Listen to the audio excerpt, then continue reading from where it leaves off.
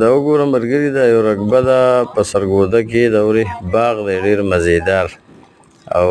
تقریبا 17 एकड़ ده که نه یعنې 33.5 جرب جوړېږي دلته کې ایکړ حساب یې 8 کنال پر ایکړ یې که نه 1 ایکړ نو دا ټول باغ دی ډېر مزیدار اوبه یې دي نهري هفته کې چې دی نو تقریبا 6-7 घंटी दी हफ्ता की और यानी कि ना میاشت کې 4 ځله او ټول باغ لګېدلی دی بالکل ځوان باغ دی ډېر مزیدار او پکې وګورئ انټر کرافټ فصلونه یې لګولي دي غنم او شوتل برسین وغیره چې ورته وایي نو دا